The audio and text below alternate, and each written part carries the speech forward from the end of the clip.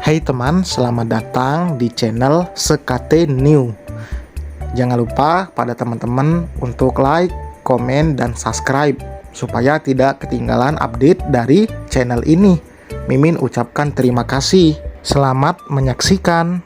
CEO Angkuh bab 43. Selamat hari Minggu teman-teman. Selamat berlibur, selamat istirahat. Mohon maaf baru update karena Mimin baru istirahat. Langsung saja kita mulai. Nah, kalau gini kan aman. Bian menatap sang istri sambil mengacungkan kedua jempolnya. Aman sih aman, tapi aku kayak orang-orangan sawah tahu. Hanin merajuk, menatap bajunya terlalu longgar menempel di tubuhnya. Bagaimana tidak merajuk jika Bian memaksanya untuk memakai baju lelaki itu? Hanin memang hanya membawa bikini saja untuk ke pantai, sedangkan beberapa baju lainnya untuk tidur dan juga untuk nanti pulang. Kamu tetap cantik kok. Aku nggak rela kalau mereka mandangi kamu dengan kehausan. Hanin mencibir. Nggak pakai bikini aja aku masih banyak ngeliatin kok. Terima aja kalau istri kamu ini cantik paripurna. Jadi kamu harus terbiasa lihat pandangan para cowok ke aku, ungkapnya dengan penuh percaya diri. Bian menjawil dagu istrinya. Iya, istri aku ini emang paling cantik. Nggak ada yang ngalahin. Mereka lanjut mengobrol sambil sesekali menunggu sunset terlihat. Duduk lesehan di pasir pantai bersama dengan orang terkasih sangat membahagiakan. Sederhana namun terkesan begitu manis dan romantis. Karena keharmonisan tidak selamanya diciptakan oleh kemewahan. Aku lapar. Hanin memegang perutnya yang berbunyi.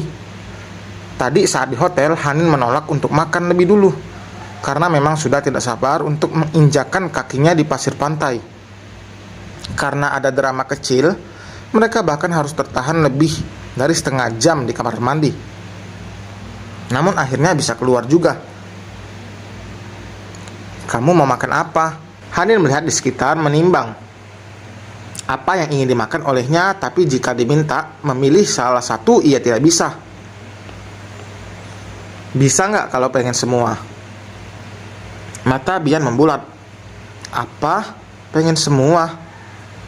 Hanin mengangguk kecil dengan memasang senyum lebar, membuat Bian jelas tidak akan bisa menolak permintaan sang istri. Bukannya Bian pelit, tapi melihat di setiap tempat itu banyak sekali antrian. Tidak bisa dibayangkan jam berapa ia selesai nanti. Enggak boleh ya. Ya udah satu aja. Raut wajah Hanin berubah cemberut. Kali ini ia membuat Bian menghela napas panjang. Mau tidak mau ia harus mengikuti apa yang diminta oleh sang istri. Belum ngidam aja kayak gini.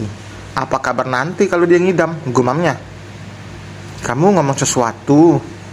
Bian menggelengkan kepalanya dengan tersenyum kaku. Enggak kok. Ya udah, beliin atau aku beli sendiri aja. Bian menahan Hanin yang akan berdiri. Jangan, aku aja yang beli. Kamu makan banyak nggak takut gendut? Pertanyaan itu tiba-tiba meluncur dari mulut Bian. Sebelah alis Hanin terangkat. Emang kalau aku gendut kamu nggak suka ya? Bukan nggak suka sih, tapi lebih cocok kayak gini aja, jawabnya dengan jantung berdebar, takut jika salah bicara. Bian hati-hati dalam berkata karena tidak ingin nanti malam acara unboxingnya gagal. Bisa-bisa pulang pusing 7 keliling akhirnya. Tapi aku kayaknya pengen nambah berat badan deh. Soalnya ini kayak kurus banget. Nanti orang ngiranya aku nikah sama kamu itu makan hati, bukan makan nasi. Bian meringis. Iya, terserah kamu aja. Mau kamu kurus, gendut, aku tetap cinta. Yang penting jangan obesitas aja. Hanin memukul pundak Bian, membuat lelaki itu tertawa. Enak aja, aku nggak bakalan obesitas, kecuali satu harinya kamu kasih aku uang makan 5 juta. Kayaknya itu ada kemungkinan. Bukan obesitas yang ada, perut kamu meledak. Udah sana, dari tadi ngobrol terus. Katanya harus balik ke hotel sebelum jam 5. Iya. Bian bangkit meninggalkan sang istri seorang diri. Hanin menikmati pemandangan sambil memasang headset di telinganya, menikmati alunan lagu yang memenuhi telinga. Baru kali ini Hanin merasakan lagi kebahagiaan yang sempurna. Orang tuanya tidak lagi berkutat dengan pekerjaan haram dan juga sudah hidup bahagia kembali ke jalan yang benar. Sang kakak tercinta sudah menemukan tambatan hatinya. Hanin sangat bersyukur karena Della menikah dengan Bara, sosok yang bagi Hanin akan bisa menjaga dan menyayangi Della. Ditambah lagi Hanin kembali pada Bian, lelaki yang 4 tahun ditinggalkannya tanpa kepastian. Kebahagiaan Hanin akan semakin sempurna saat nanti ada buah hati di tengah-tengah pernikahannya dan juga Bian. Berkali-kali bersyukur pun rasanya tidak cukup atas apa yang didapatkan Hanin saat ini. Dulu ia hanya seorang gadis malang yang selalu tertekan karena akan dijadikan mesin pencetak uang orang tuanya. Namun ia sungguh tidak menyangka jika lelaki yang menyelamatkannya akan menjadi suaminya saat ini. Jodoh memang tidak ada yang tahu. Hanin. Wanita itu tetap memandang lurus ke depan saat seseorang memanggil namanya. Baru saat pundaknya disentuh, ia terperanjat dan sontak menoleh. Tubuhnya langsung menegang melihat sosok di depannya. Devan? Lelaki itu melemparkan senyum terbaiknya pada Hanin. Jantungnya berdebar saat kembali melihat Hanin di depan matanya. Selama bertahun-tahun Devan menahan diri. Ia berniat untuk serius dan menikahi Hanin saat dirinya selesai dengan pendidikan dan mengambil alih bisnis papanya. Masih ingat ternyata. Aku kira kamu udah lupa sama aku. Boleh duduk? Oh iya. Hanin sampai gelagapan karena masih kaget dengan pertemuan tidak sengaja antara dirinya dan Devan. Selama ini mereka sama sekali tidak berkomunikasi. Bahkan saat Hanin pergi ke luar negeri, Devan tidak tahu. Ia benar-benar menghargai keputusan Hanin yang saat itu ingin fokus dengan pendidikannya. Lelaki itu sudah bekerja keras untuk menjadi sosok yang berharap nantinya menjadi idaman Hanin. Lelaki dewasa yang memiliki pekerjaan bagus dan tentunya penyayang. Itulah Devan. Namun sayang, apa yang dimiliki Devan tidak akan menggoyahkan Hanin yang sudah menjatuhkan hatinya pada sang suami. Kebetulan ya ketemu di sini. Hanin mencoba basa-basi dan mencairkan suasana karena tidak biasanya ia malah menjadi tegang seperti ini. Bukan kebetulan, tapi memang takdir. Pantesan aku pengen banget datang ke sini. Ternyata ada kamu, ujarnya sambil terkekeh. Kamu datang sendiri?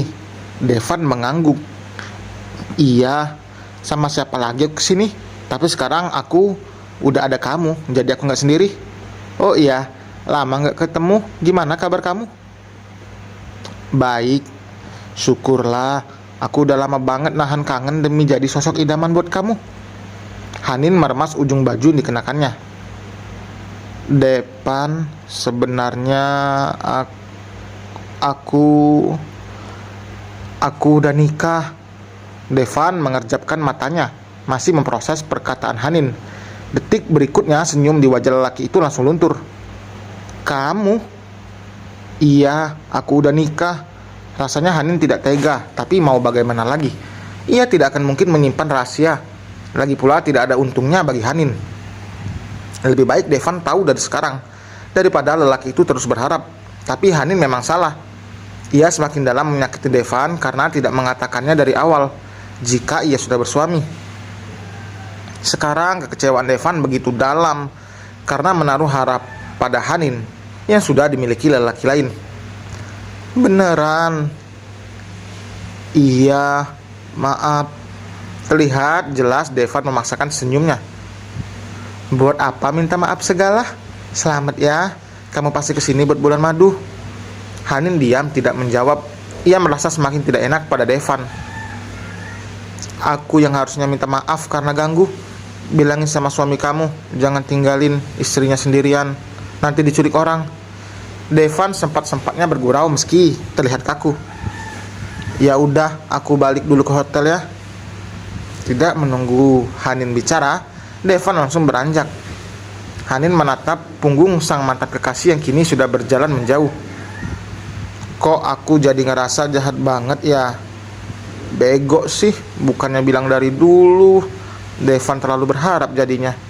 Hanin merutuki dirinya sendiri karena hal ini. Moodnya sekarang sudah berantakan semenjak datangnya Devan. Bukannya tidak suka, namun membuat rasa bersalah Hanin semakin besar, padahal tidak perlu begitu. Beruntung Devan tidak melemparkan perkataan kasar. Devan memang sudah menyiapkan diri kalau Hanin sudah memiliki kekasih. Tapi saat tahu Hanin bersuami, hati lelaki itu hancur seketika. Pupus semua harapannya yang sudah ditanam. Cintanya pada Hanin tidak main-main. Buktinya selama 4 tahun berlalu, rasanya masih sama. Bahkan saat pertama mereka menjalin hubungan saja, Devan sama sekali tidak memiliki niat untuk main-main. Tapi sayang, saat itu Hanin memutuskan hubungan mereka lebih dulu. Jika Hanin bukan takdirnya, maka ada wanita baik yang nantinya akan menjadi jodoh lelaki baik seperti Devan. Maaf Devan. Devan siapa? Mata Hanin melihat Bian di hadapannya. Dari tadi ia sibuk melamun sampai tidak menyadari kehadiran Bian. Hanin mengumpati dirinya saat nama Devan tiba-tiba disebutkan olehnya. Tadi ada teman sekolah aku dulu, gak sengaja ketemu, ngajakin kumpul sama teman-teman lain, tapi aku nolak karena aku bilang aku di sini buat bulan madu. Bian menatap curiga pada sang istri, namun ia tidak ingin merusak momen dengan melemparkan banyak pertanyaan yang akan membuat mood Hanin rusak. Apalagi saat ini moodnya sudah sangat rusak. Mungkin nanti baru akan Bian tanyakan, apalagi melihat raut wajah Hanin yang tidak sama seperti terakhir Bian meninggalkannya. Bahkan saat makan pun Hanin hanya menyaut seadanya perkataan Bian. Ia merasa bersalah juga sudah bohong pada Bian mengatakan soal tadi. Bian sepertinya tidak ingat jika Devan adalah mantan kekasih Hanin. Untuk mengingat hal-hal sepele seperti itu jelas saja tidak penting bagi Bian. Udah jam 5 nih, yuk balik ke kamar. Bian berdiri mengulurkan tangannya, membantu Hanin untuk ikut berdiri. Sampai di kamar, Hanin lebih dulu mandi, meski tadi mereka sama sekali tidak bermain air. Tapi tersengat sinar matahari jelas akan membuat berkeringat dan tidak akan nyaman jika tidur tanpa mandi lebih dulu. Kalau emang temennya, kenapa dia kayak nggak suka gitu? Atau mungkin rival di sekolah? Atau bisa jadi mantan? Bian sibuk sendiri dengan pemikirannya, menduga-duga siapa Devan yang tadi disebutkan oleh Hanin. Bian hanya ingat teman Hanin hanya Ambar. Jika raut wajah Hanin saat keluar dari kamar mandi masih sama, maka Bian akan langsung menanyakannya. Ia merasa tidak nyaman jika melihat Hanin memasang wajah masam. Apalagi itu bukan karena kesalahan Bian. Ia paling tidak suka seperti itu. Lelaki itu menepuk jidatnya saat melupakan sesuatu. Ia sama sekali belum mengabari Mami Safa jika dirinya sudah sampai. Ponsel Bian dan Hanin bahkan dinonaktifkan dari tadi. Saat ponsel diaktifkan, ada beberapa panggilan masuk dan juga pesan dari Mami Safa. Sudah pasti Bian akan mendapatkan ceramah saat menelpon maminya. Bian menarik napas dalam sebelum menghubungi Mami Safa. Pertanyaan Mami Safa saat menjawab telepon membuat Bian geleng-geleng kepala. Mana menantu Mami? Anaknya yang nelpon malah menantunya yang ditanyain, saut Bian. Kenapa emang? Salah Mami nanyain Hanin? Enggak salah sih Mi, cuman kurang tepat. Harusnya Mami nanyain aku dulu. Dari ujung telepon Mami Safa mencibir.